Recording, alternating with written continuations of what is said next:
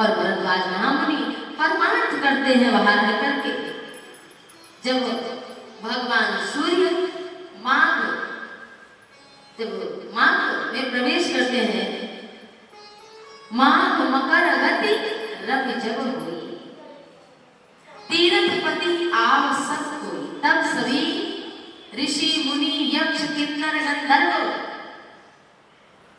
जब भगवान सूर्य मकर राशि में प्रवेश करते हैं तो माघ के महीने में देवी देवता राक्षस सहित इस धरती पर आते हैं और त्रिवेणी में उस संगम में नहाते हैं और वहां पर फिर नहा करके भगवान वेणी माधव जी की पूजा करते हैं, फिर बैठ करके सत्संग करते हैं, ब्रह्म का निरूपण, तत्व का विभाग और भक्ति के युक्त ज्ञान वैराग्य के सहित में कथाएं होती है।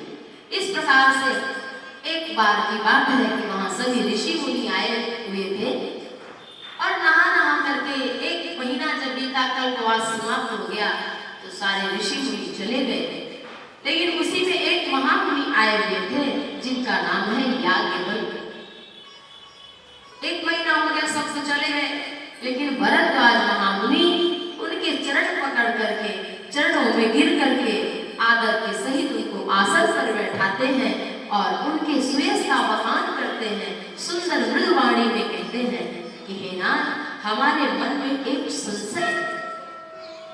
भरद्वाज महामुनि कोई साधारण संत मुनि नहीं है, वाल्मीकि जी के शिष्य हैं। वाल्मीकि जी ने 24,000 श्लोक वाल्मीकि रामायण में लिखे, राम जी की गाथा, उनके शिष्य हैं। लेकिन वो हाथ जोड़ करके कहते हैं कि नाथ एक संशय बड़ा बोले, हे नाथ, हमारे मन में एक बहुत बड़ा संशय है और आपके हाथ में सब कुछ है। मुझे कहने में बड़ी लज्जा लगती है। क्यों? क्योंकि आप सोचे कि कहीं हमारी परीक्षा तो नहीं ले रहा। लेकिन संत लोग ऐसा कहते हैं, श्रुति वेद पुराण, कि अगर कोई गुरु से छिपा हुआ करता है तो वो चाहे जितनी साधना कर ले, लेकिन उसे निर्मल मन की प्राप्ति नहीं होती। कहते हैं कि गोस्वामी तुलसीदास जी कि भरद्वाज महामुनि कुछ प्रश्न पूछते हैं। क्या प्रश्न पूछते हैं? राम कवन पूछहु प्रभु तोहि, और कहिय बुझाई कृपा निधि मोहि। एक राम अवधेश कुमारा, तिनकर चरित विदित संसारा। नारी विरह दुख लयो अपारा, भयो रोष रन रावण मारा।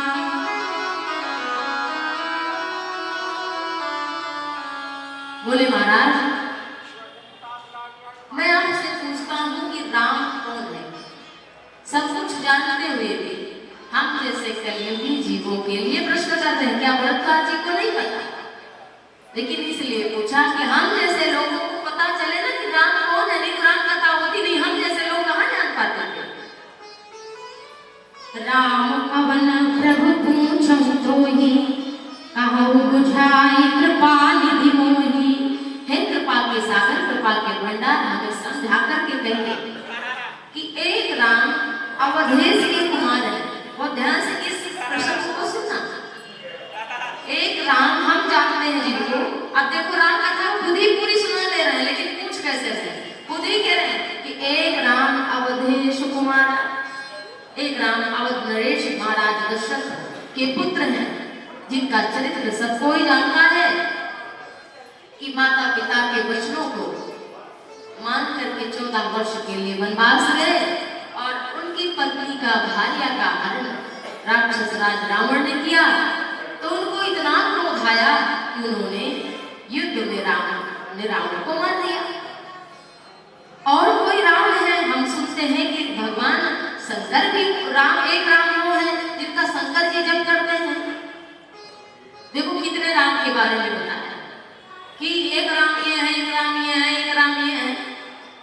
मुझे सच से बताइए कि ये राम कौन है, कितने राम है? याज्ञवल्क्य जी मुस्कुराए और बोले कि मैं जानता हूं तुम्हें राम जी की सारी कविता पता है, लेकिन तुम इस प्रकार पूछ रहे हो, मैं तुम्हारी चतुराई जान गया। राम भगत तुम मन क्रमवानी, चतुराई तुम्हारी मैं जानी, चाहूं सुनई राम गुण गूढ़ा, कीन्हु प्रश्न मनहु अति मूढ़ा। एक राम दशरथ का बेटा, एक राम घर घर में लेटा, एक राम का सकल पसारा, एक राम सब जग से न्यारा। वही राम दशरथ का बेटा, समझ राम एक ही है, एक राम दशरथ का बेटा, तो वही राम दशरथ का बेटा, वही राम घर घर में लेटा, उसी राम का सकल पसारा, वही राम सब जग से न्यारा। राम एक ही है। बंदम नाम राम रघुबर को हेतु कुशान भानु युवकर। राम तीन हुए इस भारत भूमि पर, तीन राम हुए, एक परशुराम, एक परशुराम और एक बलराम द्वापर में है। तो लोगों ने सोचा कि किस राम की, तो इसीलिए कहा बंदम नाम राम रघुबर को, जो रघुकुल के राम है वही वास्तविक राम है, और उन्हीं राम का सकल पसारा है, और वही राम सब घट के सबके हृदय में सबकी अंतरात्मा स्वरूप बैठे, वही राम है जिन्हें भगवान शंकर दिन रात जप करते हैं। और बोले कि मैं जानता हूँ तुम राम की कथा सुनना चाहते हो, सारे समाज का कल्याण करना चाहते हो, तो कह रहे हैं कि तुम्हें संशय नहीं है, तुम वही न संशय मोह न माया। मैं जानता हूँ कि ना तुम्हें संशय है, ना तुम्हें मोह न माया, लेकिन तुम राम की कथा सुनना चाहते हो। जैसे तुम संशय कर रहे हो ना, ऐसे ही संशय कीन भवानी, अब महादेव तब कहा बखानी। जैसे संशय तुम कर रहे हो, संशय है नहीं, झूठ मूठ का संशय, ऐसे ही संशय भवानी ने किया। यद्यपि भवानी को कहा संशय हो सकता है, वो तो जगदम्बा है, लेकिन संशय हमारे कल्याण के लिए किया। पूछा प्रश्न, अब वो सुंदर प्रश्न की कब की बात है जब भवानी ने संशय किया, ये हमें कथा समझा करके कहा सुनो, राम कथा जो है महामोह महिषेश विशाला, राम कथा कालिका कराला। जो महामोह है हम सबका, मेरा और तेरा, ये जो भावना, यही तो महामोह है, यही तो महिषासुर है, और इसका वध करने के लिए, मैं और मेरे पद का नाश करने के लिए राम कथा कालिका के समान है। जैसे कालिका ने महिषासुर का वध कर दिया था, ऐसे ही जो नित्य श्री राम कथा श्रवण करते हैं उनका मोह रूपी महिषासुर समाप्त हो जाता है। और कहा कि राम कथा से किरण समाना, अमृत, चंद्रमा भी अमृत है, और हम सबको अमृतत्व ये पता हो जाए कि अजो नित्य शाश्वतो अयम पुराणो न हन्यते हन्य माने शरीरे। ध्यान से सुनना, एक हमारा शरीर है, गीता के अनुसार, गीता के अनुसार एक शरीर है जो दिख रहा है, एक शरीरी है, शरीरी को आत्मा कहा गया। एक क्षेत्र है, ये शरीर क्षेत्र है, और क्षेत्र के क्या है, हमारी आत्मा है। परा और अपरा, परा जो हमारी चैतन्य स्वरूप है वो परा शक्ति है, और जो अपरा है वो जड़ है। तो इसी का बोध हो जाना ही भगवान की कथा श्रवण करने का लाभ है। हम एक जगह कथा करने गए थे, तो बोले कि कुछ ऐसा कीर्तन कर दीजिए, ऐसा कर दीजिए, सब बिल्कुल नाचे कूदे। तो हमने कहा नाचना कूदना है तो जाओ बैंड राजा वालों के पास। यहाँ तो कथा सुनने के बाद जब तक त्याग रूपी रस न आए तब तक कथा सुनने का, कहने का कोई लाभ नहीं है। इसलिए भगवान की कथा तो हमें हमारे जीवन को सुंदर बनाती है। तो वह सुंदर कथा कहते हैं, एक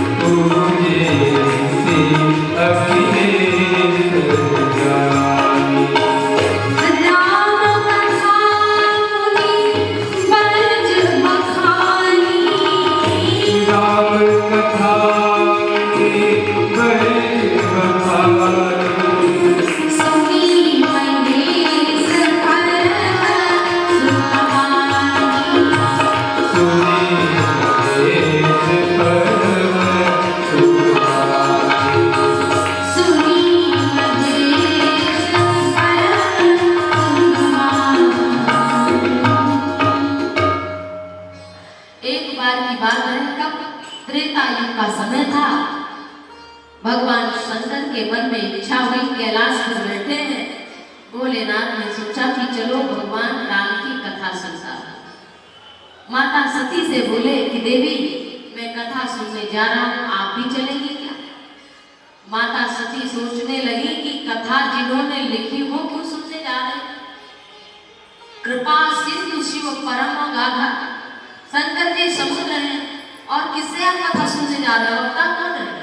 भगवान शंकर बोले कि देवी कुंभज ऋषि के पास मैं कथा सुनने के लिए जा रहा हूँ। तो कहा कुंभज शंभु गए, मतलब देखो शब्दों का देखो, शंकर जी के लिए शंभु कहा है और कुंभज एक अक्षर उनके लिए बढ़ा दिया है। शंकर जी त्रिपुरारी है, महादेव है, गिरिनाथ है, उनके आशुतोष अनंत नाम है, परंतु शंकर जी छोटे बनकर कथा सुनने के लिए जा रहे हैं। जब कथा सुनने जाए हम तो छोटा बनकर जाना चाहिए, पात्र को खाली करके जाना चाहिए। लेकिन माता सती सोचती है कि चलो इसी बहाने घूम घामाऊं की और क्या, ये कथा क्या सुनेंगे? और कथा किससे सुनने जा रहे हैं? जो घड़े से पैदा हुआ वो अगस्त ऋषि है, लेकिन उन्होंने किया क्या था कि समुद्र को ही पी लिया था। शंकर जी अगर समुद्र है, यद्यपि उन्होंने रचि महेश निज मानस राखा पाई सुसमो शिवासन भागा, यद्यपि भगवान शिव कृपा के सागर हैं, वो समुद्र है, लेकिन समुद्र को तो अगस्त ऋषि ने पी लिया था।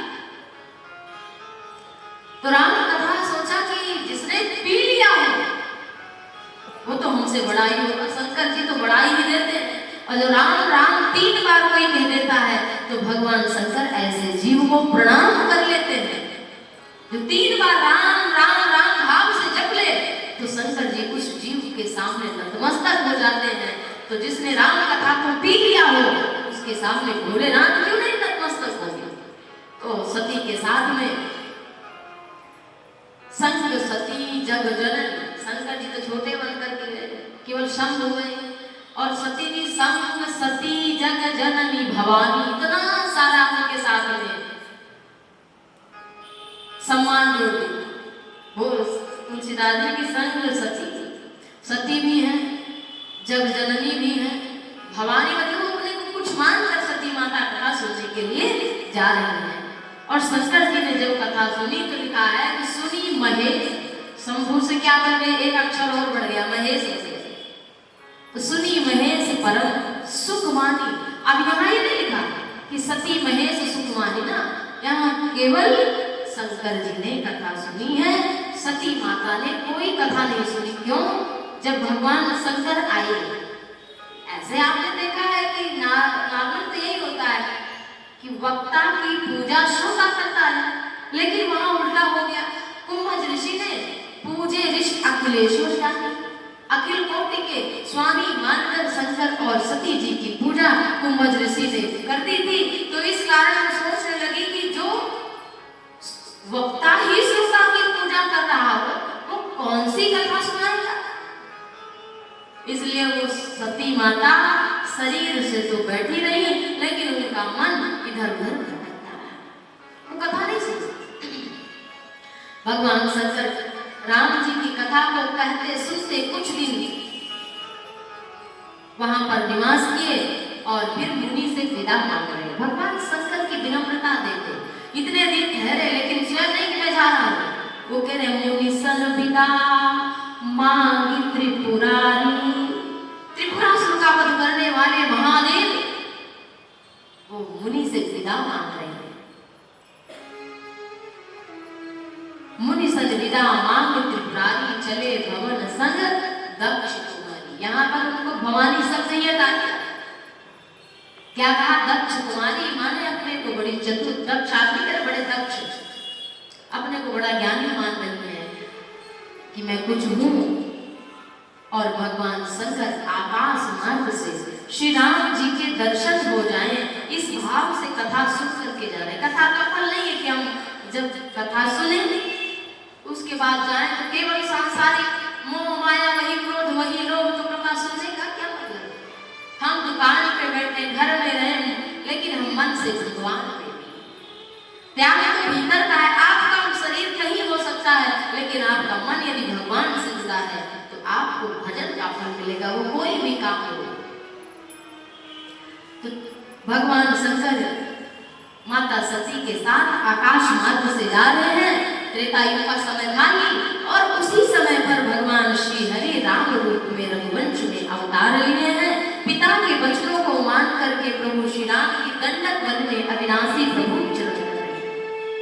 हृदय में सोचते थे श्री रघुनाथ जी के दर्शन हो जाए। शंकर जी के मन में ये लालसा है किस तरह से हमें दर्शन हो, और भगवान ने तो गुप्त रूप से अवतार लिया है।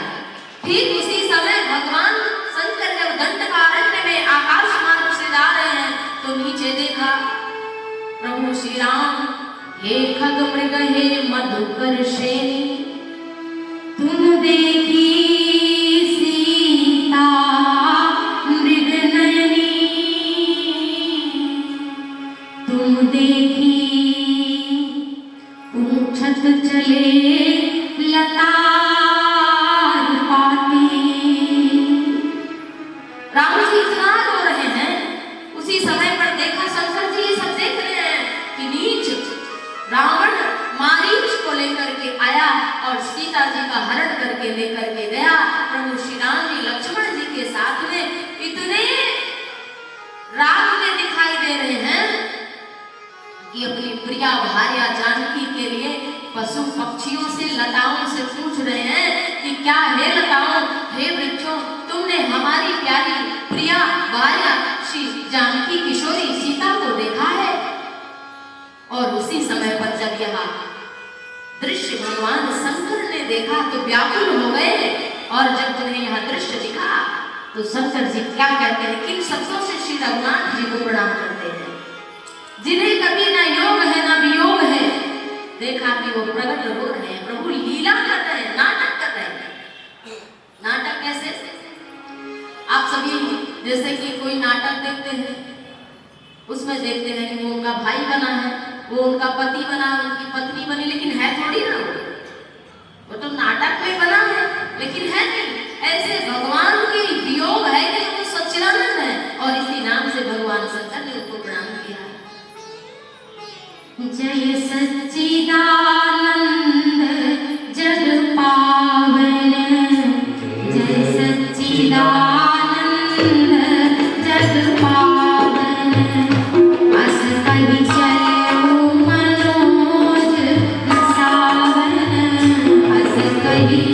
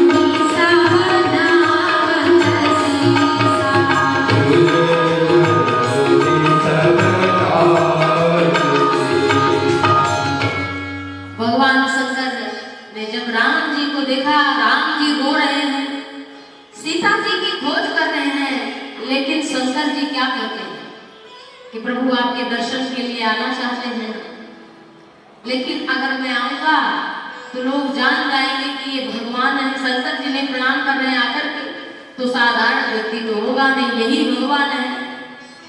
तो भगवान राम ने मन ही मन भोलेनाथ से कहा कि मैं भगवान इस रूप में कौन मानेगा? कहा प्रभु मैं प्रणाम करूंगा तो कोई भी मान लेगा।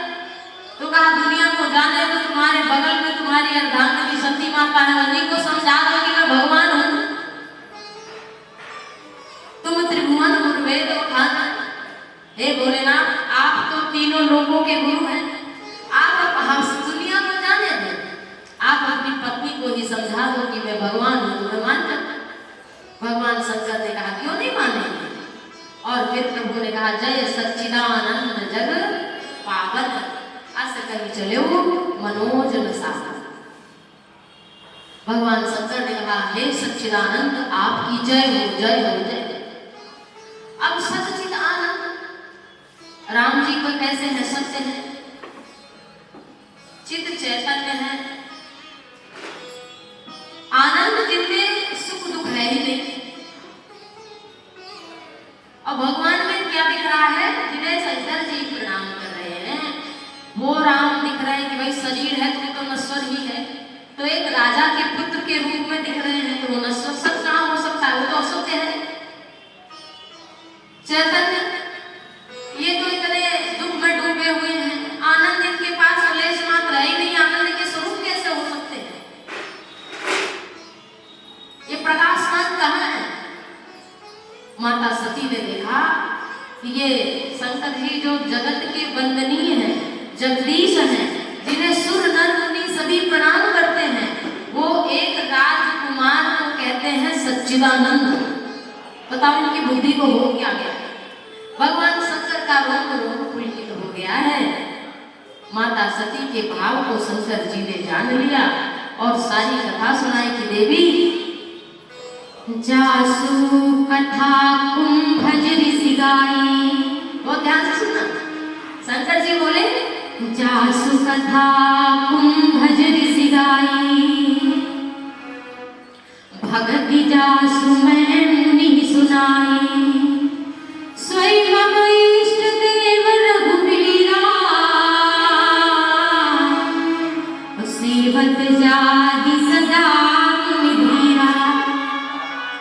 हे देवी अभी हम आप दोनों लोग तो कुंभज ऋषि के यहाँ कथा सुनने गए थे ना, और कथा में प्रसंग भी आया था कि सीता का हरण हुआ था, राम जी किस तरह से सीता जी की खोज कर रहे थे, और वो राम जी की भक्ति मैंने मुनि को दिया था। लेकिन जब सती माता ने कथा सुनी हो तब तो उनको समझ आता, और जब उन्होंने कथा ही नहीं सुनी तो कैसे समझ आए? कहा ये वही मेरे इष्ट देव श्री रघुनाथ जी हैं।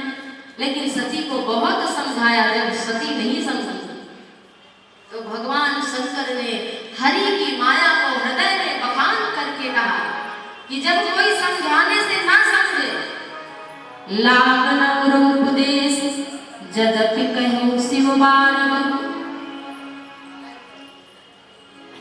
माता सती को कितनी बार समझाया, ये संख्या नहीं लिखी गोस्वामी जी ने। कहा लागन उपदेश, शंकर जैसा गुरु समझा रहा है सती माता को, लेकिन सती माता के हृदय में ये उपदेश अच्छा ठीक ही नहीं लगा, समझ नहीं आ रहा। जब किसी को आप समझाएं, अपना संबंधी बेटा बहू जान करके, पड़ोसी भाभी दादी माता को समझ के, भाई बहन समझाते समझाते अगर आप थक जाए ना समझे तो आप समझ लो क्या कि अब नहीं समझेगा, यही आप समझ लो। इतना तो हम समझ ले भैया कि अब ये नहीं समझेगा, फिर करें क्या? क्या उससे लड़ाई करें, मारपीट करें? ना, भगवान शंकर की भांति वट रूपी मतलब विश्वास रूपी भगवान की छाया में बैठ जाओ और भगवान की माया कर बखान किया कि सती जैसी नारी नहीं समझ रही है हरि की माया, हरि माया जिए जान, हरि की माया को समझाओ। हरि की माया शिव विरंची कहो है वो है बपुराण, अस जिए जान भजन मुनि माया पति भगवान। वह ब्रह्मा और शंकर को भी भगवान की माया नचाती है। जेहि बहुवार नचावा मुनि अति प्रचंड रघुपति के माया जय नमो अस को जग जाया।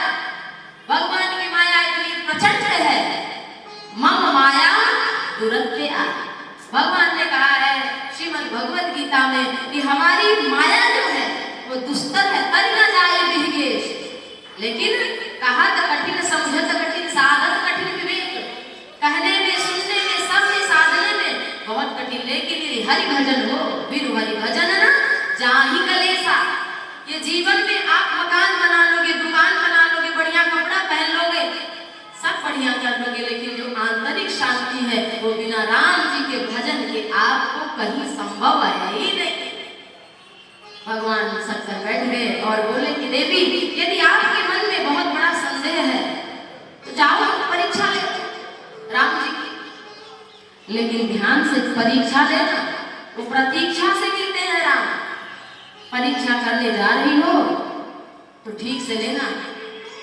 माता सती बोली आप? बोले नहीं नहीं, हम बैठे हैं, बीमारी तुम्हें हुई है, दवाई हम खाएगा पर बिना मतलब। ऐसा थोड़ी ना कि पत्नी बीमार हो गई, पति दवाई खा ले ठीक हो जाएगी। अब बीमार जो है दवाई तो उसी को लेनी पड़ेगी। तो देवी संदेह तुम्हें है, तुम जाओ और रघुनाथ जी की परीक्षा लो। जैसे जाई मोह भ्रम भारी, करे उस जतन विवेक विचार। लेकिन ध्यान रखना, वो रघुनाथ है, विचार करके परीक्षा लेना। आप कहाँ रहोगे? तब तक हम यही बैठ के वृक्ष की छाया में, माने विश्वास की छाया में बैठा हो। तुम कहीं से घूम घाम के आओ, जब तक तुम नहीं आ जाओगे तब तक मैं यहाँ से हटूंगा नहीं। सती माता आज्ञा पाकर के सोचती हैं कि करूं क्या। इधर भगवान शंकर सोचते हैं कि दक्ष सुता नहीं कहूं कल्याण। जो हमारे समझने पर नहीं समझा उसका कल्याण नहीं हो सकता। हमारे कहने से भी संशय नहीं मिटा तो विधाता इनके विपरीत ही हो गए हैं। और भगवान शंकर ने कहा होई हसोई जो राम रचिरा। ये शंकर जी के द्वारा कहीं भी चौपाई है, जब याद कर। शंकर जी ने सती माता के प्रसंग में इस चौपाई का गान किया है कि होई हसोई जो राम रचिरा का को करी तर्क बढ़ावे। अब हम इधर उधर की ज्यादा बात नहीं करेंगे। शंकर जी बोले कि राम जी जो चाहते हैं वही होता है। हमने तो अपनी तरफ से पूरी कोशिश की और ऐसा कह करके कोई बात विवाद नहीं किया। भगवान शंकर श्री हरि के नाम का जप इधर कर रहे हैं और उधर सती माता भगवान श्री राम जी के पास में पहुंच गई है। श्री राम जी को देखा, सोचती है कि करूं क्या, परीक्षा कैसे हुई। सोचा सीता है नहीं तो सीता का रूप क्यों न बना। माता सती ने सीता माता का रूप धारण कर लिया, लेकिन चरित्र सीता के जैसा नहीं बना। कैसे किधर से चल रही है? जहां श्री राम जी जा रहे हैं, श्री राम जी के आगे आगे चल रहे हैं। जबकि सीता माता प्रभुपद रेख रेख बिच सीता धरत चरण मग चलत सभी का। सीय राम पद अंक बराए लखन चलहि मग दाहिन लाए। सीता की मर्यादा, सीता कभी राम के आगे नहीं चलती। राम जी के चरण चिन्हों को बचा करके पूरा दंडकारण्य की यात्रा, जो जंगल की यात्रा है, वो माता सीता ने पूरी की। और सचमुच सच जाते तन को निर्मल बना